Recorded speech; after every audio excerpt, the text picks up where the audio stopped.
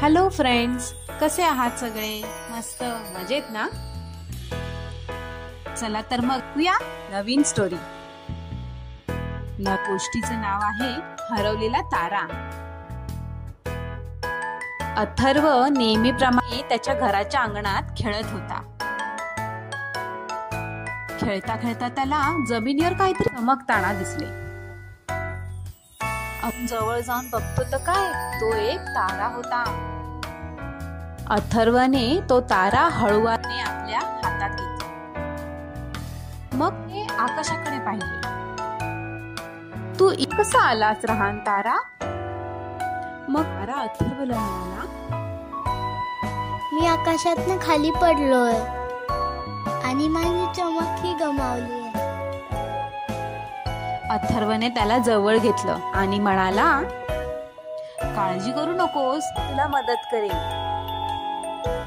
अथर्व ताऱ्याला त्याच्या घरी सोडण्यासाठी अंगणातनं बाहेर निघाला. थोडासा पुढे जाताच त्याला एक जादुई जंगल दिसले.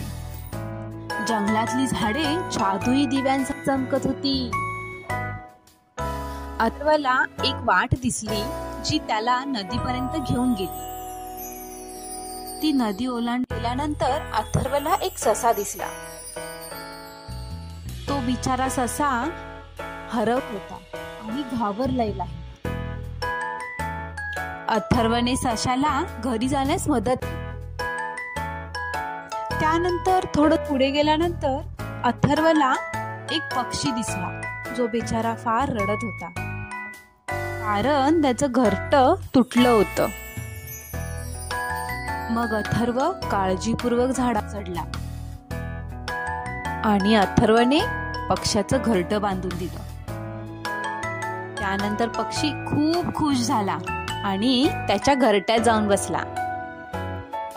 जसा अथर्व सगळ्यांना मदत करत होता तस तसा तो तारा अधिकाधिक चमकत जात होता. हे तारा सगळं पाहता आणि त्यावर तारा म्हणाला, अथर्व, तू केलेल्या मदतीने माझी चमक परत येत आहे. अचानक तो तरंगू लागला आणि उंच उंच आकाशात तो परत गेला आणि त्याच्या मित्रांमध्ये तो सापडला.